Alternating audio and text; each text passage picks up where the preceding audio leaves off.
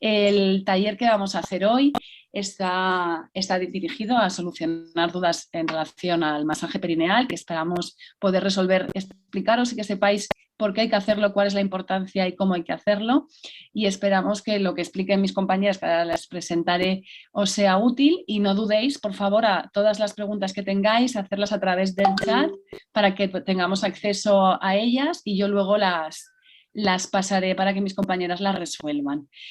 Antes de nada, esto es un taller patrocinado, que tengamos aquí a dos profesionales de la salud de la mujer como la doctora Silvia González o la doctora Blanca Paredes, está patrocinado por los laboratorios Procare, que han decidido apostar por este tipo de actividad, lo cual es de agradecer. Hay que darles las gracias por querer participar en ese tipo de actividades, ayudar a la formación, y yo creo que esto es importante porque trabajar por la salud de la mujer al final es trabajar por un bien común que todos y todas nos vamos a beneficiar.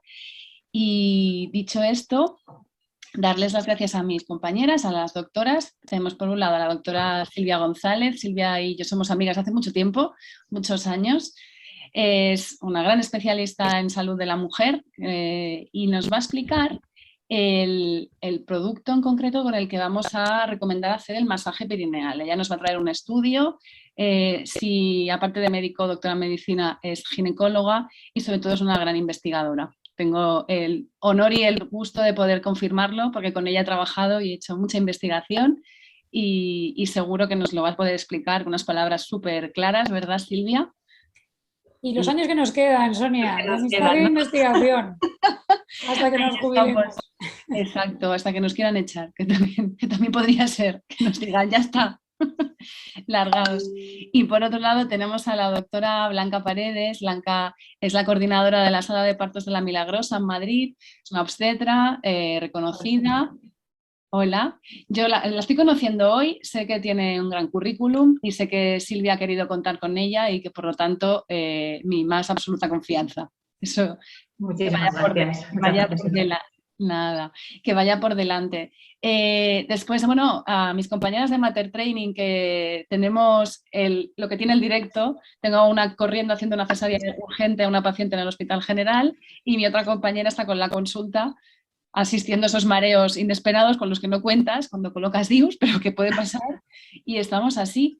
Así que yo os voy a dar paso, compis, Silvia y Blanca, vosotras mismas vais explicando y a la audiencia tenéis la manera más fácil de hacer preguntas es que en el chat las escribáis, yo las voy recogiendo y cuando acaben mis compañeras les hacemos las preguntas, ¿vale? Así que nada. Adelante. Adelante, ¿no? Bueno, pues adelante. Muy buenas tardes a todas. Gracias, Sonia, por contar con nosotras. Gracias a todas por estar aquí. La verdad es que yo hablo con mucha frecuencia para médicos y no con tanta frecuencia para pacientes. Yo creo que cada vez esto es una tendencia mayor que nos facilitan las nuevas tecnologías, el que podamos dirigirnos a vosotras directamente y solucionar vuestras dudas pues así en tiempo real, que además las dudas de una seguro que son también las de otras y entre todos pues nos nutrimos, ¿no? Entonces, si me dais potestad de compartir, porque alguien ha quitado el compartir pantallas, sería interesante, que si no, no voy a poder hacer la presentación. ¿Está por ahí Ramón?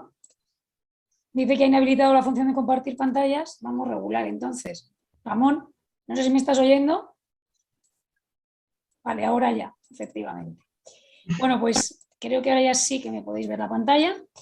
Claro, si habéis recibido esta convocatoria, diréis que qué demonios hace aquí una jefa clínica de una unidad de menopausia, ¿no? Esto parece más bien una charla para vuestras madres, por esto de la menopausia y la osteoporosis, que para vosotros que estáis gestando. Y por eso es por lo que yo he querido contar con mi compañera Blanca, a la que respeto profundamente como obstetra, porque yo creo que en la medicina y en la ginecología sobre todo nos debemos ir súper especializando y cada uno dedicarnos a una parcela pequeña. Y ella os va a contar lo que es el masaje perineal en sí, las indicaciones, cómo se hace, para qué sirve, etcétera. Pero yo le voy a hacer un poquito de telonera porque yo creo que hay un aspecto importante y es que, claro, está muy bien que os vayan a contar ahora pues todo esto de cómo hacerlo, de cómo estirar y distender el periné, pero el masaje perineal obviamente no lo vamos a hacer en seco, ¿no? Entenderéis perfectamente que tiene muchísimo más sentido que apliquemos algo. Entonces, ¿con qué? ¿Con qué hacemos el masaje perineal? ¿Con qué principios activos podríamos hacerlo? Y para eso, pues es para lo que estoy yo. Ya la doctora Sánchez ha hecho un poquillo un spoiler, ¿no?, de que voy a contar un producto en concreto que tiene un estudio selectivo que demuestra su eficacia. Obviamente hay muchos otros productos que podéis utilizar y de hecho en la ronda de preguntas quizás queráis preguntar sobre ellos. Pero bueno, yo creo que todos los que nos encargamos un poquito de salud de la mujer, en concreto en la salud vulvovaginal, utilizamos diferentes sustancias, diferentes principios activos. Y de los más interesantes son estos que os estoy poniendo aquí. Y os los voy a explicar pues, así sencillito, a grandes términos, todos ellos, los 5.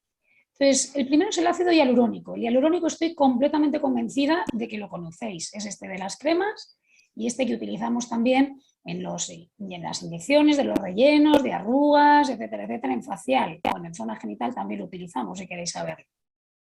¿Y qué peculiaridad tiene el ácido hialurónico? El ácido hialurónico es un componente muy importante de los tejidos, también en la cicatrización es muy importante, pero su capacidad fundamental reside en que puede captar agua. Se hidrata de una manera muy, muy importante, de manera que puede aumentar 1000 veces su tamaño cuando nosotros aplicamos ácido hialurónico en agua. Entonces es un hidratante muy, muy potente, como podéis comprender, de manera que si yo lo aplico en un tejido, pues me va a ayudar a que todo ese tejido esté muchísimo más hidratado. Y algo que está más hidratado, pues es más elástico, más distensible, hay menos probabilidad de que se rompa, pues por ejemplo, durante el expulsivo, durante el parto. Pero además, el ácido hialurónico podemos darlo dentro de miosomas. Los miosomas son estructuras como pequeñas esferitas, parecidos a los liposomas, que seguro que esos sitios suenan, y que tienen la peculiaridad de que cuando metemos algo dentro de ellos, dentro de esa esferita, les hacen de vehículo para que puedan profundizar mucho más dentro de los tejidos. Entonces, si yo cojo un gel de este estilo que tiene miosomas, el miosoma se va a ir desplazando por las capas de las células hasta llegar a la base de los tejidos y ahí liberar el ácido hialurónico que va a hacer su función de hidratar. De manera que hidratamos desde dentro, desde la profundidad, no solamente la superficie de los tejidos, sino todo el tejido entero queda hidratado si yo doy ácido hialurónico en miosomas. ¿Y qué más podemos meter en un miosoma? Ya que tenemos esa esfera, pues realmente podemos aplicar más sustancias, ¿verdad? Pues otra sustancia que podemos aplicar son los betaglucanos. Los betaglucanos son unas sustancias que tienen la peculiaridad de que modulan el sistema inmune, es decir, las defensas del organismo las van a potenciar. Os he puesto un pequeño vídeo. Bueno, un poquito porque os hagáis a la idea, en el sistema inmune, en las defensas del organismo hay muchísimas células implicadas, pero cuando nosotros aplicamos betaglucanos, pues muchas de ellas, los macrófagos, los neutrófilos, los linfocitos, que ahora todos nos suenan, ¿verdad?, por desgracia, por todo este tema de la COVID, pues van a ser más numerosos y más activos, es decir, los mejora cualitativa y cuantitativamente. Y si yo tengo el sistema inmune local en la vagina y en la vulva más activo, pues eso también va a favorecer que haya una salud vulvovaginal mejor. ¿Qué más puedo yo meter dentro de estas esferitas? En este caso no es un miosoma, es un citosoma, pero vamos, no voy a entrar en esas cuestiones que ya son del medicino profundo. Bueno, pues en esas esferitas yo también puedo introducir la centella asiática. Seguro que muchas de vosotras habéis oído hablar de la centella asiática. Esta quizás es un poquito más popular que, por ejemplo, los betaglucanos.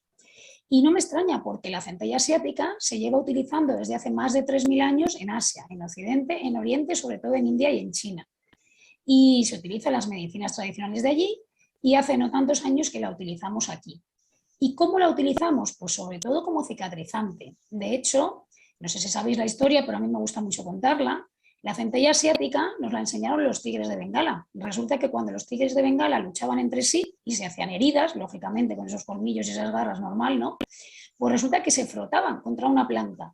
Y entonces los asiáticos llegaron a la conclusión de que esa planta tenía que servir para algo. Bueno, pues esa planta era la centella asiática, que estos felinos sabían de alguna manera intuitiva, no sabemos exactamente el por qué, pero ellos son conscientes de ello, que es cicatrizante y un muy buen cicatrizante de heridas, de los mejores que hay, la centella. Otro componente que podemos añadir en un gel para hacer un masaje perineal es el aloe vera. El aloe vera, cuando yo doy charlas, suelo decir que es como los políticos españoles, cuanto más lo investigamos, más propiedades le encontramos. Y os he puesto un montón de estudios médicos para que veáis que tiene propiedades antiinfecciosas, propiedades incluso antitumorales, propiedades reguladoras del sistema inmune, es decir, también nos viene muy bien para preservar todo lo que es la salud vulvovaginal. Y por último, pues yo puedo poner también prebióticos. Quizás os suenan los probióticos, ¿verdad? Los probióticos son bacterias vaginales buenas que nos van a defender frente a infecciones, inflamaciones, etc. Bien, pues los prebióticos se definen así en medicina, son en realidad nutrientes, o sea, comida para los probióticos, sustancias que ellos fermentan en la vagina y que cuando las metabolizan, pues van a darles nutrición para que los probióticos, las bacterias, se reproduzcan, crezcan y de alguna manera estén pues, bueno, pues más en disposición de mejorar el ecosistema vaginal. Así que si yo tengo estos 5 componentes y los junto todos en una coctelera, pues bueno, tendré algo que me sirve como antioxidante, como antiinflamatorio, como hidratante, como reparador, como cicatrizante, como antiséptico, o sea, como desinfectante, y tendrá además prebiótico para ese ecosistema vaginal del que os hablaba. De manera que así a priori tiene bastante sentido que esto, si lo pongo todo junto, me vaya a servir para proteger la zona vulvovaginal. ¿Y cómo quiero proteger la zona vulvovaginal? Bueno, pues básicamente, cuando estéis en el expulsivo, sabéis, según corona la cabeza, si el periné está muy distensible, pues podría ser que os libréis de hacer una episiotomía. Pero incluso en el caso de que haya que hacer una episiotomía media o una episiotomía lateral, luego nos va a interesar mucho que esto cicatrice bien, que esa herida luego no vaya a dar problemas de ningún tipo al periné de la madre. Y no solo eso, también si tenéis algún pequeño desgarro, que podría ser, pues lo mismo, nos interesa que cicatrice lo mejor posible, ¿verdad? Bueno, pues en principio, si yo pongo todos estos componentes en un gel, tiene bastante sentido pensar que vamos a beneficiar a las pacientes en estos aspectos, que tengan menos necesidad de episiotomía y que si hay desgarro o hay episiotomía, pues vayan a cicatrizar mejor.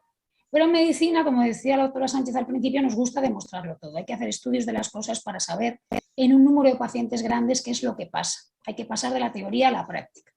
Entonces existe un estudio hecho por un compañero nuestro, el doctor Fernando Losa, de ahí de Barcelona. El estudio se llama Perimapart, por masaje perineal del parto, que precisamente lo que hizo es coger un grupo de mujeres que se aplicaban ese gel y un grupo de mujeres que no. ¿Cómo era esto? Pues empezaban en la semana 36 del embarazo, entonces les mandábamos que se lavaran con una espumita de este estilo. No sé si utilizáis para higiene normalmente espumas, a mí me gustan mucho más las espumas que los geles porque dejan mucho menos resto.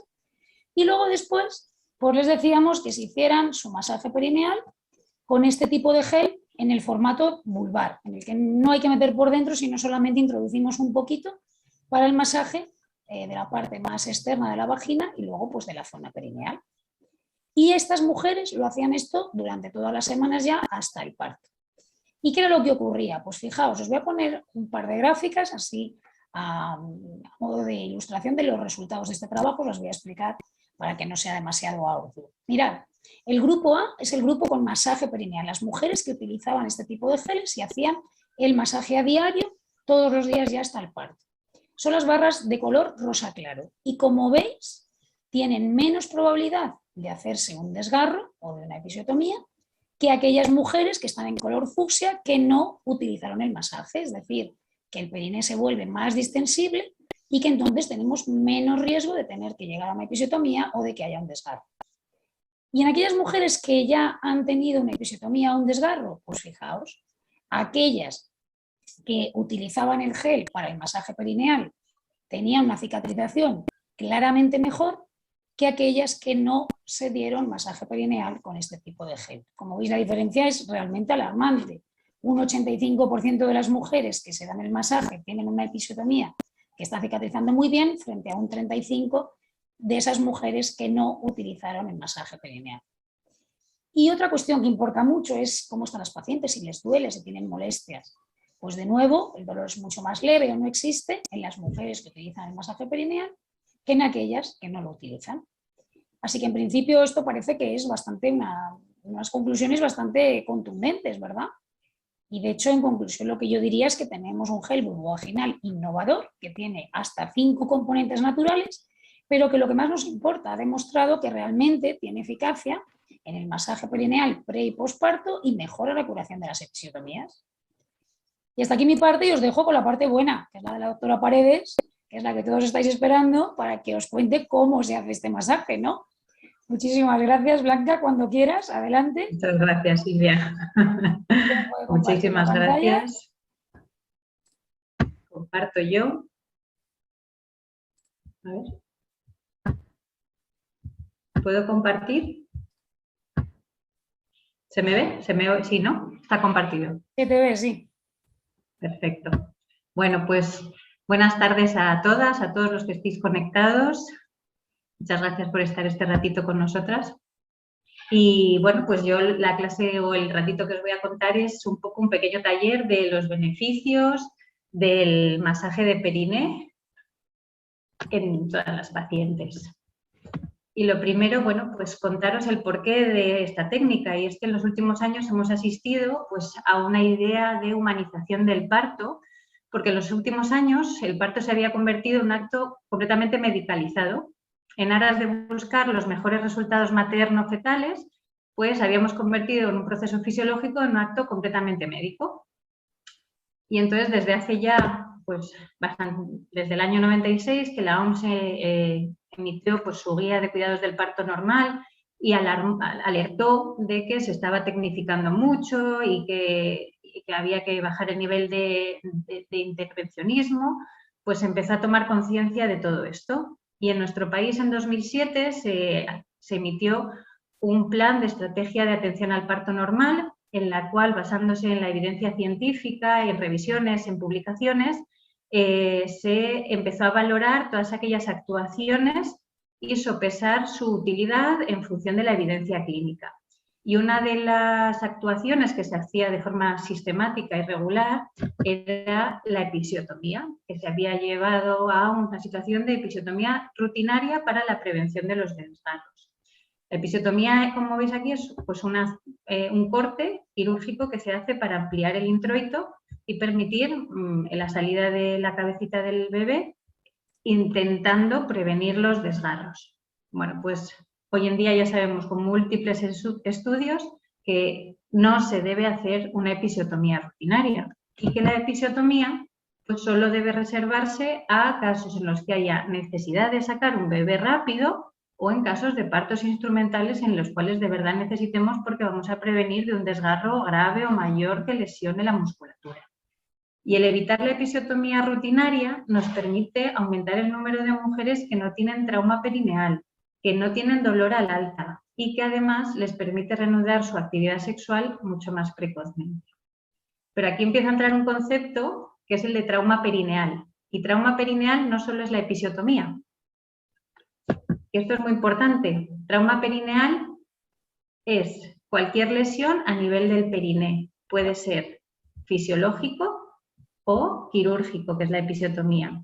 Pero en la mayoría de los partos en primíparas, los que no hacemos episiotomías, es muy frecuente encontrarnos con un desgarro de grado 1 o de grado 2. Los desgarros de grado 3 y grado 4 son mucho más infrecuentes, pero aún así todo esto engloba el trauma perineal. Entonces, en esta concienciación de la humanización del parto, de restricción de la episiotomía y de tomar conciencia de lo importante que es esta situación en la mujer y en el parto, pues he ido buscando distintas formas para minimizar estas lesiones, minimizar los desgarros de alto grado y disminuir el impacto psicológico, físico y social que supone para la mujer todo este tipo de desgarros y lesiones. Y aquí es donde entra en juego el masaje perineal. El objetivo que tiene es que, aplicado en las últimas 5 o 6 semanas del embarazo, aumente la elasticidad de los tejidos, de los músculos de la zona del perine, disminuyendo la resistencia de la cabecita fetal y que permita un fácil expulsivo. Pero también tiene otras ventajas y es el aumento del conocimiento del cuerpo de la propia mujer. Que la propia mujer tome conciencia de su anatomía, de la vulva, de la vagina, de cuál es el canal del parto, porque cuanto más conscientes seamos de esa anatomía, más fácil es visualizar el parto y conseguir una situación cada vez más fisiológica. Y luego también es un rato y una situación en la que permite a la pareja colaborar con la preparación al parto y con todo este proceso. Y esto tiene evidencia científica. No es solo me hago un masaje, no es solo de las locas de parto natural. Esto tiene evidencia científica en la utilidad de la prevención del trauma. Y os traigo los resultados o la evidencia que aquí, por ejemplo, esto es un metaanálisis que recoge todas las publicaciones que ha habido en los últimos años sobre masaje de perine y lo sintetizan diciéndonos, pues esto, que todos los estudios que han incluido en este metaanálisis se muestran favorables en la utilización del masaje perineal en la prevención del trauma perineal, que con el masaje perineal aumentamos el porcentaje de perines íntegros, tanto como un 29% cuando no se hace, frente a un 50% cuando sí se hace el masaje de perineo. Que conseguimos disminuir las tasas de episiotomía, tanto porque la mujer es consciente de su cuerpo, de la dilatación de la vagina, como que el periné es mucho más elástico y permite mejor la salida de la cabeza. Se disminuyen los desgarros espontáneos que precisan sutura, los que son de grado 2, sobre todo esto en mujeres primíparas. En mujeres que ya han tenido varios hijos tiene menos peso porque el periné es más elástico ya de por sí. En 2 estudios también vieron que con el masaje de periné disminuían los desgarros perineales graves, los que afectan al esfínter anal. Y luego también se ha visto que disminuye el dolor posparto tras el nacimiento y en los meses posteriores. Y lo que no se ha visto relaciones con la duración del parto, con el uso de oxitocina, ni si el niño nace mejor, ni peor, ni con los resultados perinatales. Bueno, pues cuando realizamos el masaje de periné, pues se pone la semana 32-34, pues porque es la que está puesta en los estudios, ¿vale? ¿Se puede empezar en la 30? Sí, pues un poco pronto. ¿Se puede empezar en la 35? Sí, tampoco se ha pasado el tiempo, ¿vale? O sea, entre la 32, 34, tercer trimestre, ¿vale? Para tomar conciencia ya de esos cambios de la vulva que van aconteciendo en las últimas semanas. Hay algunas contraindicaciones para hacerlo, que lo debéis comentar con vuestro obstetra, con vuestra matrona, ¿vale? En primer lugar, las pacientes con candidiasis de repetición, con infecciones vaginales activas, no se debe realizar el masaje de periné hasta que no estén tratadas y solventadas. Cuando hay varices vulvares grandes, cuando hay una amenaza de parto prematuro o la bolsa está rota o en casos de hemorragia vaginal. Esto es bastante de sentido común. ¿Y qué tenemos que hacer para prepararnos para el masaje de periné? Bueno, pues lo primero tiene que ser un rato medianamente tranquilo, no vale deprisa corriendo ya a la carrera porque se trata de, como su nombre indica, un masaje. Ay, es que esto No, 10 minutos, y es que tampoco lleva más, ¿vale? Entonces, lo primero, manos lavadas, uñas cortadas y lo ideal es después de la ducha. ¿Por qué? Porque al aplicar el calor de la ducha con agua caliente, el periné se relaja, los músculos se relajan y es más fácil. Y si no es después de la ducha, pues se pueden aplicar unas toallitas o unas compresas con agua caliente previo al masaje, que suele venir muy bien. La vejiga tiene que estar vacía, porque si no vais a estar incómodas, al toque sin sensación de hacer pis, vejiga vacía. Y poner una postura cómoda, con la tripa, tercer trimestre, intentar llegar de pie, saliendo de la ducha con el brazo que no me llega, imposible. La mejor posición, tumbadas o semisentadas y piernas flexionadas para poder llegar mejor al periné. Y además es que en las últimas semanas la colaboración de la pareja, pues la verdad es que es fundamental para hacer bien el masaje, porque con la tripa y la incomodidad y la acidez que me sube y que me baja, pues todo se complica. Y como ha comentado Silvia, pues para hacer el masaje hay que utilizar algún tipo de lubricante que nos permita hacer el masaje, igual que cuando nos lo dan en la espalda y nos ponen geles y cosas.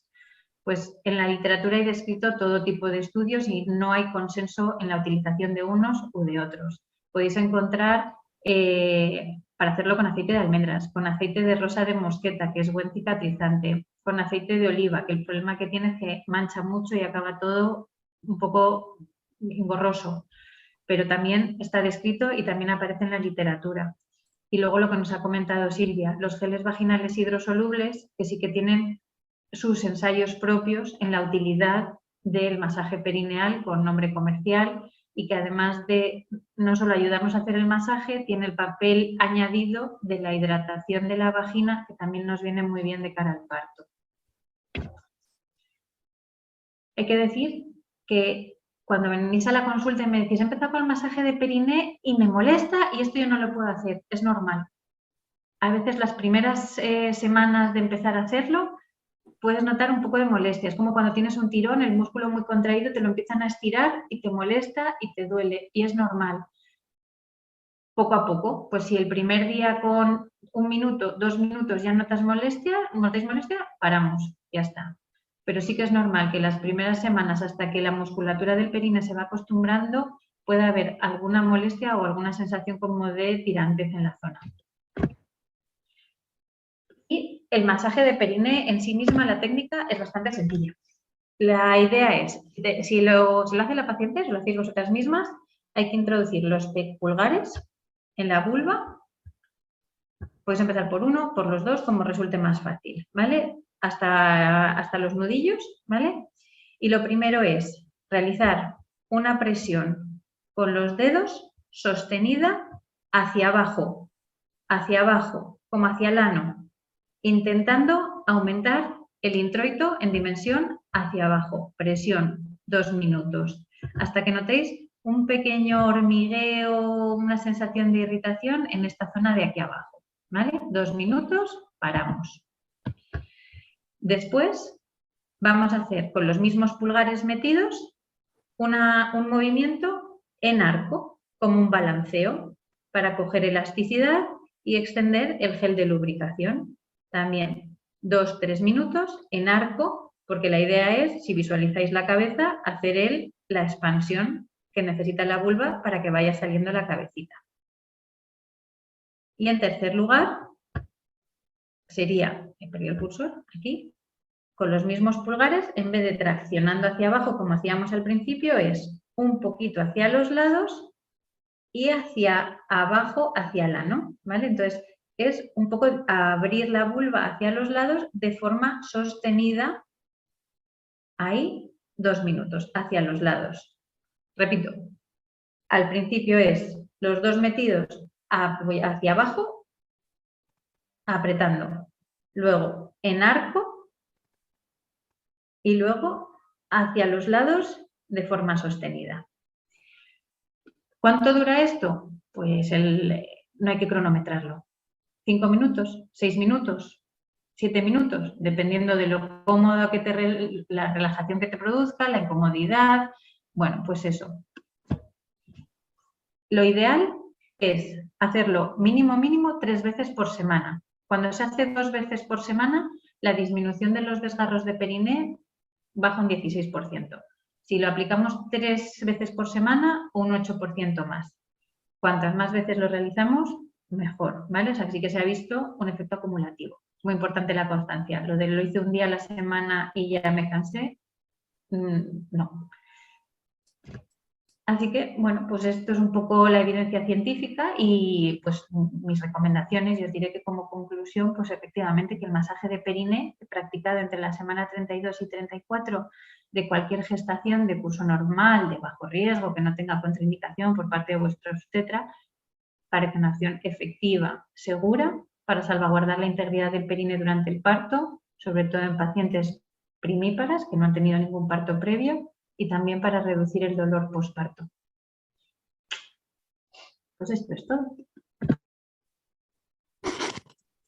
Ahora les toca a ellas con las preguntas, ¿no? Doctora Sánchez, abras el micro, eso. Ya tengo el micro abierto, no, que quería daros las gracias. Antes de nada, ha habido cosas que habéis comentado que yo creo que son muy importantes. Una de las cosas que Blanca ha dicho, hay alguna pregunta, ahora las vamos a hacer, pero yo creo que una de las cosas más importantes que ha dicho Blanca es la toma de conciencia de la anatomía, de cómo es nuestra vulva. O sea, es muy importante que tengamos en cuenta que, y cuando hablamos, y esto también tú también lo has dicho, Silvia, que es muy fácil hablar para profesionales de la salud, es fácil. Estamos muy acostumbrados, no sé si es fácil o es difícil, pero a veces se nos olvida que cuando hacemos una charla informativa o divulgativa, como es el caso que nos ha traído aquí, no todo el mundo sabe. Desgraciadamente, no todas las mujeres conocen su anatomía y no todas las mujeres son conscientes de qué es lo que va a pasar en el parto. Y realmente la distensión de la vulva, de todo el periné en el momento de un expulsivo es espectacular, o sea, realmente es muchísima la elasticidad que tenemos que conseguir en esa zona para conseguir un parto autócico. Parto autócico significa un parto normal. Y el hacer el masaje, el que tu pareja te ayude, el que tú estés tocando, el que tú estés notando, ayuda, evidentemente con toda la evidencia científica que nos habéis contado las dos, a evitar complicaciones, pero sobre todo una cosa muy básica que es el conocimiento de cada una de nosotras, que yo creo que es lo más importante. Porque a todo esto lo que quería deciros es que una de las preguntas que nos han hecho es si tengo riesgo de parto prematuro, es decir, imagino que tiene un diagnóstico de amenaza de parto prematuro porque tenga contracciones antes de tiempo o porque a lo mejor tenga un cervix, que es el cuello del útero más corto de la cuenta, si se puede hacer masaje o no. Entonces yo tengo mi opinión. Dime Blanca, tú lo que le recomiendas a estas chicas. En principio, si es una amenaza de parto prematuro franca, frenada y con atosivar, no se recomendaría, pero hacer el masaje no va a provocar contracciones. Eso ¿vale? es. Lo que pasa, el masaje no provoca contracciones. Eso es lo que, evidentemente, si está ingresada en casa, está ingresada en el hospital con una bomba de atosivan, con medicación endovenosa, y no creo que sea la situación. Ella nos lo puede... No procede, pero si una mamá está en casa con un poco de reposo, pues porque le han dicho que ha tenido el cuello un poco corto, el masaje de periné no va a provocar contracciones. No desencadena prostaglandinas, ni libera oxitocina. Exacto. Y a lo mejor lo que puede hacer es, mientras que hasta llegar a la semana 36, no hacer el masaje como tal, pero sí aplicarse el gel, porque va a hidratar la vagina, va a dar, aunque no se practique el masaje como tal, al menos sí la aplicación de un gel que hidrate, que mantenga las condiciones saludables de esa vagina, pues la va a ayudar a encontrarse mucho mejor. Es que además muchas veces solo el aplicar el gel y la hidratación ya ayuda. O sea, muchas veces pacientes que tienen molestias con el masaje y demás, yo lo veo en el día a día, solo las pacientes que dicen, yo solo me he puesto la hidratación, lo que tú estás contando, ayuda a que ese periné esté más elástico e hidratado. Un momentito. Vale. Otra es esto, ¿no? Que lo tengamos en cuenta, que contraindicaciones claras para el uso, para practicar el masaje perineal no van a haber. O sea, la infección activa por unos hongos o una vaginosis, pero una vez que se trate ya va a estar, y que otras situaciones, pues no al lugar en un ingreso hospitalario, no al lugar, pero sí una vez que ya estamos en casa dadas de alta, que se ha resuelto la emergencia, está resuelta, pues entonces sí. Mirad, otra pregunta que nos hacen, claro, nos preguntan por el nombre comercial. El nombre comercial lo hemos estado diciendo, lo vamos a decir, esto es una charla patrocinada por Procare, el producto es Paloma Care, que se vende en farmacias, para farmacias online, realmente es fácil de conseguir. El precio he leído, que también nos lo preguntaban, he leído que alrededor de entre 10 y 15 euros, dependiendo de dónde lo compren, ¿vale? Esto que lo sepan, que no es caro. Y luego nos están preguntando si se pueden utilizar otro tipo de productos. Y creo que la respuesta ya la has dicho, porque cuando has puesto la revisión del metaanálisis y demás, se hablaba de que aceites de rosa de mosqueta se pueden utilizar, aceite de oliva, aceite de almendras, productos como Paloma Care son útiles, pero evidentemente cualquier aceite que... No hay ningún estudio que haya hecho una comparativa entre ellos. Esa es la realidad. Paloma Care tiene sus estudios, que son unos estudios muy buenos, pero no hay ningún metaanálisis que diga comparo rosa de mosqueta con aceite de tal, que me diga que es más eficaz una cosa que otra. No hay nada que no demuestre. Entonces, al acceso, al que tengas acceso, si te puedes comprar el gel del que estamos hablando, maravilloso. Si prefieres utilizar un aceite esencial, un aceite más natural que a lo mejor tengas en casa, no hay ningún problema. Yo creo que aquí, perdona Sonia, que me gustaría hablar. Yo creo que aquí depende un poquito también de lo que se pretenda, y reforzar un poquito la idea de anatomía que tú comentabas antes, que es verdad que a veces lo damos todo un poquito por hecho y puede ser que no, ¿no? Entonces, los aceites, las sustancias oleosas, para lo que es el exterior, para lo que es el periné y la vulva, que es piel, pues pueden ir estupendos. El problema es si tú introduces dentro de la vagina, ya en la mucosa, las sustancias oleosas, ya eso no es tan recomendable. Dentro de la vagina, que es una mucosa, eso ya no es piel, pues meter una sustancia oleosa a veces facilita un poquito las infecciones. Entonces, por eso ahí es mejor utilizar sustancias hidrosolubles, ¿vale? Nosotros el gel el Palomacare, lo utilizamos mucho en salud vulvovaginal en general. De hecho, yo estoy aquí porque en menopausia es algo que se utiliza mucho para la vulvovaginitis atrófica, que llamamos, es decir, los cambios que tiene la mujer en su vagina en la posmenopausia, que bueno, quizás os suene por amigos mayores, hermanas, madres vuestras, que bueno, pues que realmente la vagina se deshidrata, se reseca, se vuelve menos flexible, etc. Entonces, este tipo de geles te dan unos plus adicionales con respecto a un aceite de masaje. O sea, por supuesto, un aceite de rosa mosqueta es una cosa excelente. Antes no teníamos además mucho más, lo utilizábamos. También hemos utilizado la centella asiática en aceites, etcétera, los aceites de almendras o de otro tipo de frutos secos. Pero los aceites al final solo pretenden eso, distender y además la zona cutánea sobre todo. Entonces, es un poquito un efecto diferencial. Es decir, cuando aplicamos un producto de este estilo, tratamos de preservar un poco más toda la salud vaginal, como ya vosotras también habéis estado un poquito apuntando, ¿no? Entonces, desde luego, no vamos a decir que los aceites perineales estén mal, sin ninguna duda, tienen sus estudios, están bien, muchísimo mejor que no utilizar nada o que, como algunas personas, utilizar una crema hidratante que ni siquiera es apta para la zona, ¿no? Eso no, eso es lo que no se debe hacer. Claro, pero bueno, pues realmente este tipo de productos tienen otros plus adicionales y los oleosos no los introduzcamos muy dentro de la vagina. Sí, yo por ejemplo lo utilizo mucho en las pacientes que tienen candidiasis de repetición en el embarazo, que llegan al parto con una vagina que a golpe de usar ginecanestén y demás, pues muy seca, muy poco hidratada, y es verdad que esa hidratación que da, la verdad es que ayuda bastante. Sí, bueno, O sea, tiene un plus añadido de hidratación justo con el hialurónico y la centella. Y el prebiótico. Entonces estás haciendo como una triple acción que tiene mucho sentido. Claro, que lo estoy usando también un poco también por salud vaginal. Exactamente, en esa línea, y no es el motivo de la charla, pero luego no hay que olvidar que después del parto viene un posparto, y después de ese posparto la vagina quizá sea la parte, independientemente de que haya un traumatismo o no lo haya, va a sufrir toda la serie de cambios donde la sequedad se va a parecer a la sequedad que luego Silvia y yo nos encontramos en la posmenopausia. O sea, Silvia y yo nos conocemos por eso, porque somos las dos menopausólogas. Explica bien menopausólogas y no menopáusicas, que vamos a quedar muy mal con la audiencia. Menopáusicas no somos, menopausólogas bastante. Entonces, el conocimiento de la salud vaginal es muy importante porque nuestra vagina va a ir cambiando durante todas las etapas de nuestra vida. Y la vagina no se comporta igual cuando estamos teniendo la regla de estar embarazadas. Tampoco se va a comportar igual cuando estamos bajo efecto de un anticonceptivo hormonal, porque se va a volver a secar, va a pasar lo mismo que en la posmenopausia. Y en el posparto, independientemente de que haya que cicatrizar o no cicatrizar un trauma perineal, una episiotomía o un desgarro, está claro que se va a producir una sequedad propia de la falta de estrógenos que provoca la lactancia. Y aunque no se dé el pecho, durante el primer mes posparto, que conocimos la cuarentena, ahí es otro proceso en donde también se produce este cambio hormonal, donde también la vagina padece esa sequedad. Por lo tanto, y ahí sí que para tratar la sequedad los aceites no sirven.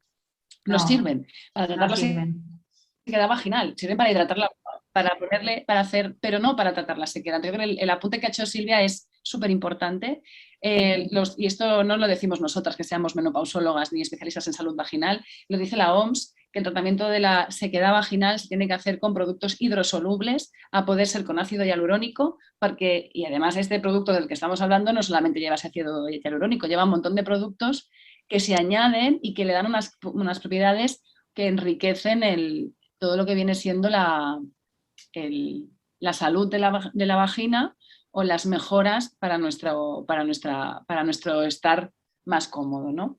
Yo creo que esto nuestra audiencia lo tiene que entender perfectamente sin ser médicos, porque si imaginamos que tiene que pasar una cabeza de 9 centímetros de diámetro más o menos por la vagina, es obvio que va a quedar un poquito resentida, ¿no? O sea, aparte del bajón hormonal que tenga una mujer en el posparto, por perder las hormonas que produce la placenta a montón y luego por la lactancia si se tiene inhibición del ciclo, la verdad es que ese trayecto, que dura un ratito espero que por vuestro bien lo más corto posible, pues obviamente resiente mucho la propia vagina, queda irritada, queda inflamada y está muy bien que se trate después con algo. Hemos impuesto un patrocinado hablando de un producto, obviamente hay más, pero algún regenerador de la mucosa vaginal pues va estupendo, independientemente efectivamente del tema que nos ocupa, que era el masaje perineal, y nos hemos ido un poquito, pero como es bueno para vosotras, yo creo que está bien que lo saquemos en colación. Yo creo que el masaje es importante que lo sepamos. El masaje es una práctica que tiene evidencia científica y que además es agradable. Inicialmente yo creo que hay una pregunta que no se está haciendo, pero que sí que te la hacen en consulta a las mujeres, y es: ¿me molesta el masaje perineal? Pues sí, claro, es que de la manera que os lo ha explicado Blanca, hay que generar tensión porque es lo que queremos luego. Luego eso se tiene que distender. Un masaje de qué calorcito me da el dedito y tal, pues se tiene que notar la tensión, se tiene que notar cierta extensión. Entonces, nos están preguntando, que yo creo que es una pregunta que se repite muchas veces: ¿qué es peor, el dolor de la recuperación de una episiotomía o el dolor de la recuperación de un desgarro? El de una episiotomía. La episiotomía arreglada siempre va a ser mucho más agresiva que el 100%, desgarro. Obviamente 100%. hablamos de un desgarro de primer y segundo grado, ¿vale? Que quede claro. Sí. En la episiotomía, Sí. por eso no hay que hacerlas sistemáticas. Por eso no hay que practicar episiotomías de manera... Sistemático significa que a mujer que entra por la puerta, mujer que da a luz, se le hace una episiotomía. Ni esperar. Eso son prácticas del siglo pasado y del pasado. O sea, tiene que ser una cosa que dejemos de hacer. Y en los planes de parto y en las preguntas que hay que hacer, a veces es una pregunta muy importante que damos por hecho. ¿Episiotomía? No, si no es necesaria. Ahora bien, si es necesaria, si es un parto instrumentado, si hay que hacer un fórceps, o si el obstetra o la matrona en ese momento, o el matrón, considera que ese periné no se distiende, que el riesgo de un desgarro grave existe, pues en ese caso sí que hay que hacerlo. Claro, si es que está claro que cuando hay una indicación médica porque hay un forceps, porque hay un riesgo fetal, eso es una indicación médica, pero claramente en la práctica de hago episiotomía porque así evito el desgarro y así esto cura mejor, eso es una práctica obsoleta, o debería serlo. Bueno, es que es esto. Huid de aquellos lugares donde os hagan donde te digan: es que es mejor una episiotomía que un desgarro. Huid, coged las cosas y si aún no lleváis la peridural puesta, salid por patas. Nunca. Sí. Es muy exagerado, pero son prácticas de las que hay que escapar, y preguntas que hay que hacer a la hora de elegir dónde dar a luz, ¿no? Entonces, responde otra pregunta que nos hacían: ¿cuándo decide la doctora que hay que hacer una episiotomía?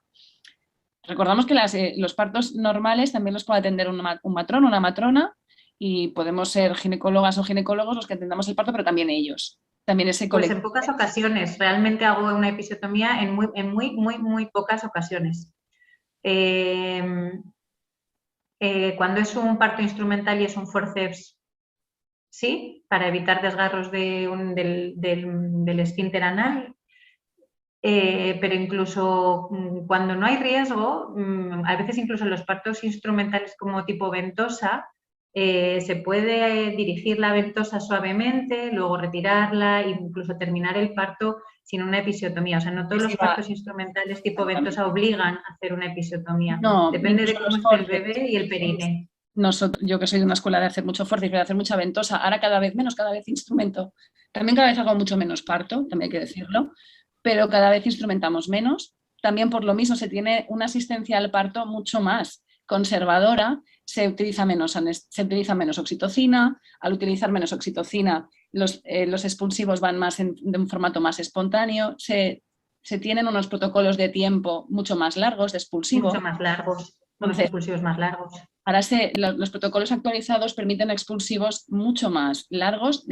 Expulsivo significa que desde que conseguimos dilatar a 10 centímetros, es decir, cuando conseguimos alcanzar la dilatación máxima, el tiempo que pasa desde que llegamos a esa dilatación máxima hasta que nace el bebé. Yo cuando era residente, y de eso hace unos cuantos años, no vamos a entrar, si eran mamás que ya habían dado a luz, en 2 horas tenía que estar naciendo, pitando, y si no, instrumentabas, episiotomía y lo que hiciera falta y más allá. Ahora sabemos que eso no, en una mamá que nunca ha dado a luz, esos expulsivos pueden ser de 6 horas, si no recuerdo mal, si no es una inducción, si no lleva oxitocina, tranquilamente. Y de esa manera se disminuyen las intervenciones innecesarias. Ojo, Luego, yo esta mañana mismo me han pedido ayuda en sala de partos, yo podía, estaba en quirófano, y hemos hecho un forceps picado. ¿Por qué? Porque el registro del bebé era malo. El bebé no estaba bien. Ese bebé había que sacarlo y hacer una cesárea era peor, era mucho más lento. Hemos hecho un forceps y no hemos hecho episiotomía. ¿Por qué? Porque había que rotar. Hemos rotado, hemos colocado la cabecita del bebé como toca, la mamá ha empujado súper bien, hemos quitado se retiran las palas del forceps y se hace un parto autócico controlando, porque ahí ya no tienes tanta prisa, porque ya lo estás sacando, y esa mamá empujaba súper bien y se había hecho masaje perineal. Entonces se estaban dando todas las circunstancias. Entonces yo creo que tenéis que yo creo que la base está en la confianza en el profesional, en escapar de los lugares donde las cosas se hacen siempre porque así se han hecho siempre. Esto es lo que hay que obviar, y confiar en el profesional, porque el profesional sabe y está preparado y cualificado, y ahora mismo las maternidades en nuestro país abogan, si no corrígeme, abogan por ese tipo de asistencia más mínimamente tecnológica y lo más respetable posible, ¿no? Exacto, sí, o sea, bajar el nivel de medicalización a lo mínimamente necesario, asegurando un bienestar materno-fetal. Pero efectivamente, yo creo que una de las cosas que dicen los estudios es que el masaje perineal hace consciente a la mujer de la no necesidad de la episiotomía. Claro. Y de ser consciente de por qué lo está haciendo y de por qué, si lo hace, es más probable que no le tengan que cortar. ¿Y por qué no le tienen que cortar? Porque no es necesario, ¿no? Entonces vas a la consulta ya con esa mente de conocimiento de cómo deben ser las cosas, que también es muy importante. Claro. Nos pregunta, por ejemplo, una de las chicas que estaba espectadora, si se puede utilizar Palomacare o cualquier gel con el Epinó, con el sistema Epinó. Entonces, estaría interesante, ya que estamos hablando de desgarros y de prevención del desgarro, si queréis que hablemos un poquito del sistema del Epinó, porque evidentemente evidencia científica clara como los estudios que habéis traído no tiene, pero para tomar conciencia o para conocer qué limitaciones puede tener nuestro perineo, nuestra vagina, también puede ser interesante. Para quien no sepa lo que es el Epinó, porque yo creo que no todo el mundo sabe lo que es el Epinó. El Epinó, Blanca, ¿sabes lo que es? El Epinó es una especie de bola que se va hinchando y la introduces en la vagina y la vas distendiendo y abriendo de forma que llegas a alcanzar los 9 centímetros como si fuese la cabecita del bebé. Que no se consigue. Y al principio, evidentemente, no se consigue. El primer día no consigues 9 centímetros. No, el primer día metes el baloncito y lo hinchas pues hasta 3 y ya, y no da para más. Y según vas haciendo el masaje de perine, pues vas aumentando un poco la distensión del introito, poco a poco, hasta que llega un momento en el que ves que eres capaz de tener en el introito una circunferencia de prácticamente 9 centímetros. Y te da la idea de la posibilidad de la distensión del perine para conseguir un expulsivo con un perine íntegro. Y cuando la gente utiliza el Epinó también sirve porque la bolita esta que se va hinchando va asociada a un sistema de medición de presiones y también luego sirve en el posparto para hacer la recuperación del suelo pélvico y la rehabilitación. O sea, es un sistema bastante útil. Sí, y todas aquellas sí, de hecho nosotras en Mater Training tenemos un artículo de blog que explicamos en qué consiste el Epinó y cómo hay que hacer la recuperación del suelo pélvico. Tenemos a las fisioterapeutas que trabajan con nosotras que nos han hecho también alguna explicación de cómo se debe usar, porque claro, tú te compras el Epinó, te lo llevas a tu casa y eso es muy interesante, trabajar con una fisioterapeuta o con un fisioterapeuta especialista en suelo pélvico, o con la matrona o con nosotras mismas, ¿no? Pero yo creo que es otra herramienta más que puede ayudar. Nos pregunta si es recomendable. Sí, yo lo recomiendo. Sí. No todo el mundo está preparado para el Epinó. No. Hay gente que primero tiene que conocer dónde está la vagina y cómo es su vagina antes de poner un Epinó, pero la gente que tiene mucha conciencia corporal y mucho control corporal es una herramienta muy útil. Vale. Nos pregunta una de las espectadoras si nos puedes explicar cómo modificamos el masaje a que te lo haga tu pareja. Por ejemplo, porque como lo has explicado es cuando nos lo hacemos a nosotras mismas. Sí, pues en vez de los dos deditos, eso es, pues la pareja sería con los índices, 1 o 2 dedos, y puede ser igual bilateral, o sea, con los dedos de las dos manos, o primero bajamos y presionamos el arco y luego lateral y lateral, ¿vale? Pero igual, en vez de con pulgares, con índices. Súper importante, que esto yo a veces, esto también pasa por tener unos cuantos años. En urgencias alguna vez, alguna mujer ha venido con alguna lesioncita de los masajes perineales. Cortar las uñas bien a ran, porque explicamos muy bien que los dedos van así, igual que cuando hacemos un parto, que esto los residentes se lo explicaba siempre, los dedos rectos. A mí se me ponen para arriba porque soy muy laxa, pero los dedos bien rectos. Nada de hacer así, porque así haces daño. Y las uñas bien cortitas, porque la mucosa, igual que nos sangran las encías estando embarazadas, las mucosas del cuerpo durante el embarazo son muy friables, es decir, son muy delicadas y muy sensibles. Y lo mismo que un cepillado de dientes un poco fuerte puede hacer sangrar las mucosas, un masaje perineal donde a lo mejor con una esquinita de una uña rasguemos puede provocar un sangrado y pegar un susto extraordinario. Entonces, uñas bien cortitas y los dedos bien rectos y nunca clavando. Si lo tiene que hacer. Y una de las cosas importantes también cuando lo hace la pareja es guiarle, porque tú sabes cuando tú te aprietas y te duele hasta dónde puedes llegar. Ahí y aquí está. Tiene que haber una comunicación bastante importante, sin pudores y sin nada. Ahí me duele, ahí para, hasta ahí, porque si no, la persona que está haciendo el masaje pues, tira para abajo y claro, como tira para abajo. Como si no tuviera un mañana, y eso no, tiene unas limitaciones. Claro. Si no, el primer día haces el masaje y hasta el día del parto porque no te dejas hacer nada más. Entonces, eso es. Esto es contraproducente porque te contraes. Entonces, a partir de entonces contraes, haces una rigidez de suelo pélvico.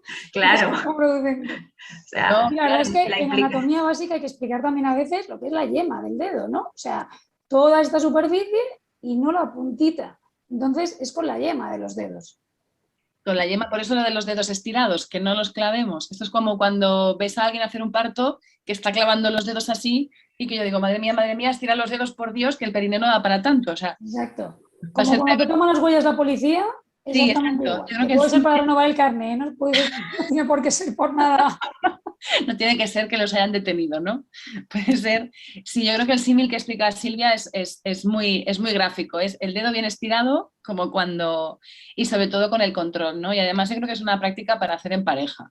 Porque a poder ser, luego, pues quien no tenga pareja, pues no tiene pareja y ya está. Pero la que la tenga, pues es una manera de compartir una parte más de la anatomía. Sí, es lo que fomenta el vínculo y la implicación, ¿no? De la pareja ahí. Y además es un ejercicio de confianza. Absoluto, es lo que estamos. Es un absoluto ejercicio de confianza, es una postura totalmente, ya estamos hablando de una postura de litotomía, que es la postura, ¿no? Es más vulnerable que existe. La más vulnerable, que es después la que muy probablemente tendremos en el parto, ¿no? Que aunque nos pese, sigue siendo la postura más habitual para dar a luz. ¿Qué es mejor, el epino o el masaje perineal? Yo creo que aquí no, esa respuesta no se puede dar porque no lo sabemos. No. Pero pero yo creo que no es una cosa o la otra. O sea, claro. Yo creo que el masaje perineal, o sea, son cosas complementarias, ¿no? Exacto. Yo creo que tiene que quedar que, y tú lo has dicho bien, Blanca, el epino no es para todas las mujeres, desde luego, no, de verdad que no. Y el masaje yo creo que sí. El masaje debería ser para todas, porque todas tendríamos que tener primero la voluntad de conocernos, de autoconocimiento, y segundo, de brindarnos esa posibilidad que tú nos has explicado que hasta un 50% puede reducir una complicación que no es despreciable en un parto, un traumatismo perineal. Oye, pues la que tiene un desgarro de un puntito y ya está, pues quizá no, pero la que tiene una episiotomía arreglada, sí que nos esté escuchando, sabe que eso duele y que duele mucho. Sí. De hecho, y lo habéis apuntado en algún momento, yo creo que también a la audiencia le tiene que quedar muy claro que menos es más. Entonces, si tienes dudas de, ay, ya me está doliendo, lo dejo, déjalo, ya volverás sobre eso otro día. Si una determinada de las manipulaciones que ha explicado la doctora Paredes no ves claro cómo se hace, no sabes muy bien la técnica, déjalo, ya lo retomarás en otro momento, consultarás con tu obstetra, perfeccionarás un poquito la técnica, pero hacer por hacer no tiene mucho sentido. Es que lo que dice Sonia es que te puedes hacer daño, es que te puedes lesionar. Entonces, todo con suavidad, todo muy progresivo Y efectivamente, si hay mujeres que se pueden beneficiar del pepino porque ya su conciencia corporal es muy grande, pues hombre, desde luego es un simulador estupendo, ¿no? de lo que va a ser la dilatación. Pero un masaje hecho con constancia ya da un resultado muy bueno, ya lo has dicho tú, Blanca, ¿no? 2 veces en semana, un 16% más de episiotomías que 3. En el estudio este que yo he presentado, el Perimapart, era diariamente, todos los días, un masaje perineal cortito. Entonces, yo creo que entiendan que repetirlo mucho, aunque no sea muy ensañado, pues puede dar un resultado buenísimo. Claro, exactamente. Sí, totalmente de acuerdo. Nos hacen un comentario de que sí, que esto se sale del tema, pero yo creo que eso me gustaría resolverlo porque también es otra leyenda urbana. La práctica de ventosa es peligrosa para la cabeza del neonato y nos hacen que se vean imágenes de niños con la cabeza muy apepinada. Vamos a explicar esto, por favor, Blanca. La cabeza se apepina por el paso por el canal del parto, ¿vale? En partos eutóxicos, en partos normales, cuando dejamos que el bebé se vaya moldando al canal del parto, por eso las fontanelas están abiertas, se van moldeando, se va haciendo un pequeño chichón para adaptarse mejor a los diámetros de la pelvis. Y muchos niños, nacen con la cabeza apepinada porque se ha ido amoldando a la pelvis. Y en las siguientes 24 horas los tejidos se vuelven a poner en su sitio, las fontanelas para eso están abiertas, se amoldan y ya está, y no pasa nada. Y no solo es de las ventosas, que la ventosa al recién nacido no le hace el pepino, sino que el pepino viene del moldeamiento de la cabeza en el canal del parto. Exactamente, que además yo creo que la práctica de instrumentación en el parto ya vamos viendo que vamos cada vez a hacer menos, porque estamos viendo que cuando se utilizan protocolos más respetuosos o menos agresivos, la palabra no es agresivo, pero quizá menos intervencionistas, hacen falta muchas menos veces la instrumentación, pero es que sigue siendo necesaria. Y a lo mejor un compañero o una compañera se siente muy cómoda con la ventosa y todo lo hace con una ventosa, y a lo mejor otro compañero se siente mucho más cómodo con un forceps, porque y no está mal uno o el otro. La persona que tiene o hay veces que una vagina te pide, o sea, una exploración te pide una ventosa porque la vagina es de una forma y otras veces te piden más un forceps. Exactamente, y a veces ponemos una ventosa y la ventosa, mira, pues nos hemos equivocado, ha patinado, no se coge bien y necesita utilizar otro instrumental. Aquí lo más importante es que todo el mundo tenga claro que ni los forceps provocan lesiones a los bebés, ni las ventosas tampoco, y que las cesáreas, por ejemplo, son necesarias muchas veces, claro que sí, pero a veces es mucho más rápido un parto instrumentado y sacas un bebé con muchísima mayor velocidad, por lo tanto más a salvo para su salud y para la salud de su madre, que practicar una cesárea, ¿no? Sí. Y a veces tenemos ideas muy un poco confusas con el tipo de la práctica obstétrica, pero bueno, para eso que un parto instrumental bien indicado sigue teniendo cabida en la obstetricia de hoy en día. Decir que no se deben hacer forceps es una frase terrible porque es una ayuda máxima en la obstetricia cuando tienes un feto en un tercer plano ya a punto de salir, que la frecuencia cardíaca baja y lo que tú dices, sacarlo por una cesárea tardas muchísimo más que por abajo. Entonces, decir que ya no se hacen forceps, no, lo que sí que hay que hacer es seleccionar muy bien las indicaciones, saber hacerlos bien y formarte en obstetricia, igual que hay gente que se forma en oncología y hay gente que tal, pues hay ahora gente lo has dicho, ahora lo has dicho. Un parto lo puede hacer.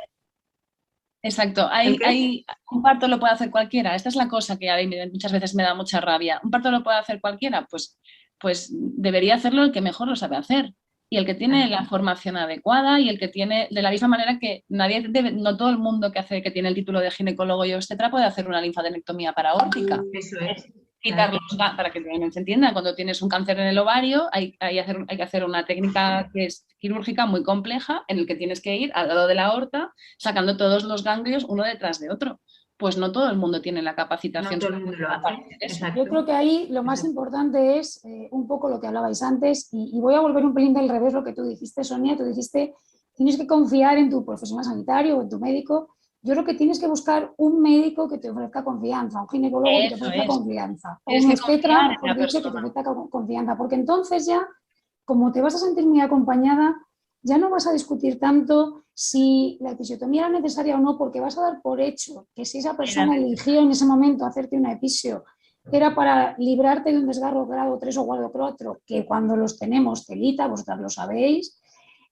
No vas a dudar que ha hecho un parto instrumental porque en aquel momento era lo mejor para ti y para tu hijo.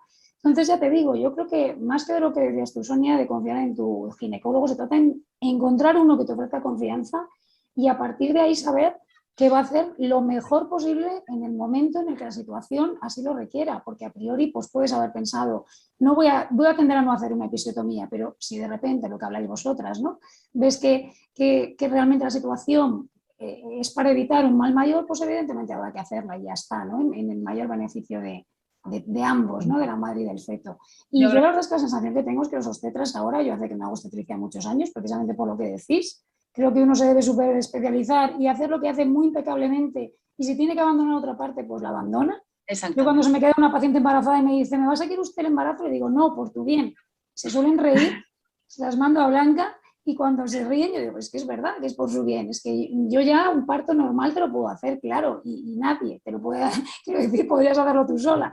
Pero realmente si hay una complicación, necesitas una persona que te esté acompañando en todo el proceso. Yo creo que ahora acompañáis muchísimo más el embarazo. Todo está mucho más explicado, todo está mucho más consensuado, porque al final, y parafraseo a un compañero nuestro que dice esto sobre anticoncepción, las consultas de obstetricia son consultas entre dos expertos. Vosotras expertas en obstetricia y la mujer experta en su propio embarazo y en su propio parto. Entonces, al final, son consultas, son diálogos entre dos expertas, ¿no? Con lo cual, yo creo que ese grado, ese clima de confianza ya va a ser que todo se haga mucho más ligero después, que todo, cualquier tipo de actitud que se tenga que tomar, se entienda muy bien por qué ha sido y se valore en el esfuerzo que ha supuesto también, ¿no? Exactamente, yo creo que aquí es fundamental que lo mismo que si te vas a comprar un coche, tú miras muchos coches hasta que decides el que te compras, o si te vas a comprar una casa, decides, estamos hablando, y quizás una comparación un poco que dices, a ver, ¿qué está diciendo? Hombre, pues en el momento que tú puedes, que nuestra sanidad lo permite, pública y privada, elegir dónde quieres dar a luz, eso sería algo, un ejercicio al que yo recomiendo que os paréis, lo penséis que tenéis en la zona donde vivís, qué opciones tenéis de centros donde os puedan atender, qué equipos os pueden atender, informarse bien de quiénes son las personas que hay detrás de esos equipos, porque es que es fundamental y va más allá de si en la habitación voy a tener acompañante o no voy a tener acompañante. En la habitación con un poco de suerte estás 2 días, como mucho. Entonces, a veces la hotelería nos guía mucho. A mí me gustaría dar a luz, yo vivo en Barcelona, sabéis que estoy aquí, y os podría decir cosas sobre lugares para dar a luz que son muy atractivos en la hotelería y sin embargo a lo mejor luego no responden a esto de lo que estamos hablando, ¿no? Es igual, eso daría para otro taller. Una de las cosas también importantes es esto de la humanización del parto es que ellas vuelvan a ser conscientes de que el parto, habíamos quitado totalmente la capacidad de decisión de las pacientes, ¿no? O sea, ellas venían a la consulta, hacían lo que decía el médico, se tomaba tal y el parto se hacía como decía el médico. Y no deja de ser un proceso fisiológico en el que las pacientes deben tener otra vez conocimiento, capacidad de decisión, implicación en todo, implicación en todos los autocuidados que suponen desde cuidarse, desde alimentarse bien, desde hacerse el masaje, desde prepararse mentalmente para el parto a la lactancia materna. No solo, o sea, es una doble vertiente. Nosotros dejar de estar médicamente sobre ellas y ellas volver a empoderarse en un proceso fisiológico de la mujer. Exacto, es un empoderamiento como cualquier otro, es tomar las riendas. Y esto sí que, aprovechando la coyuntura y que estamos utilizando una plataforma de preparación al parto, una de las maneras de empoderamiento más importantes es la preparación al parto. Que no es una tontería que te vayan a explicar cómo respirar en el parto. No, no es eso. Es que te vayan a explicar el masaje perineal, por ejemplo. Nosotras en Mater Training tenemos también otro blog y en las clases que tenemos online se explica el masaje perineal y se explica como lo ha explicado Blanca. Pero como eso, un montón de cosas que son importantes y que con la información, y esto da igual que estemos hablando de obstetricia, que estemos hablando de menopausia o que estemos hablando de contracepción o de infertilidad. Si te informas, vas a ser más capaz de tomar decisiones más inteligentemente tomadas, porque estarán basadas en cosas que tú has entendido, no lo que te ha dicho tu amiga, no lo que te dice tu madre, no lo que te ha dicho una persona, por muy especialista que sea, pero a lo mejor no es lo mejor para ti, que esto puede ser. Nos preguntan que desde qué semana, hay una persona que le duele un poquito, uno de los lados le duele más con el masaje. Esto es normal, absolutamente normal, que duela alguna de las zonas más, porque no tenemos las piernas igual de largas, porque las contracturas pélvicas las tenemos, o sea, no es una cosa que sea extraño, porque tenemos contracturas en la espalda, hay quien también tiene contracturas pélvicas. Yo insistiría en esa zona un poquito más, con más cariño, con más cuidado, y si no mejorase ese dolor, pues a lo mejor se lo plantearía a un fisioterapeuta. O a nosotras en consulta. ¿Y desde qué semana? Lo creo que lo has dicho. ¿Desde qué volvemos a repetir las semanas? Pues desde la 32, 34. Y si empiezan antes, pues tampoco pasa nada. Tampoco pasa nada. Y si no empiezan hasta más tarde, porque si ahora las estamos pillando que están en la semana 37, pues si es el primer patrón, pues el segundo, a lo mejor hasta dentro de 3-4 semanas no dan a luz. Claro. De manera que pueden empezar ya, como si dan a luz la semana que viene. O sea, cuanto más, pero menos es nada, ¿no? O sea que Sí, siempre... sí, de hecho en el Perimapar empezaban en la 35, o sea que no empezaban nada pronto, ¿eh? No, y sin embargo se han visto cambios. Por eso que... ¿Qué más? Yo creo que, chicas, hemos hablado todo, hemos resuelto todas las preguntas que han habido aquí en el chat. Yo creo que no nos hemos dejado nada. Ha sido un auténtico placer teneros. Blanca, encantada de haberte conocido. Me ha encantado esta charla. Esto yo creo que tiene que quedarles también a la audiencia que tú y yo no nos conocíamos. De nada. ¿No? Absolutamente de nada. De mí. Con Silvia. y que tenemos criterios muy parecidos. Tú eres puramente obstetra, yo me estoy quitando, ¿vale? Esto es lo que tiene con la edad y con la necesidad de la superespecialización, que esto es fundamental. Y somos personas muy diferentes, que vivimos en ciudades muy lejanas y sin embargo pensamos igual y creo que practicamos una obstetricia muy parecida, ¿no? Muy parecida, sí. Y yo que no la practico opino lo mismo, o sea que hay quórum absoluto aquí. Sí, no, pero para que veáis que a veces es corporativismo entre los medios. No, esto no es corporativismo. Yo creo que si Blanca ve una mala praxis o una mala acción delante de un parto, yo también la voy a ver y vamos a estar de acuerdo, ¿no? Entonces, este tipo de profesionales como Blanca son los que tenéis que buscar para que os atiendan el parto. Va a quedar toda la sesión va a quedar grabada intentaremos colgarlo en Instagram, pero sobre todo donde va a estar es en la página web de Mater Training. Ahí sí, y en la página web de Procare, que también lo van a colgar. Así que muchísimas gracias a todos. Muchísimas gracias, felices vacaciones, que las tendréis seguro en breve. Y felices partos a todas las mujeres de la audiencia. Con muy pocas saludables partos. Buen verano. Gracias. Hasta luego.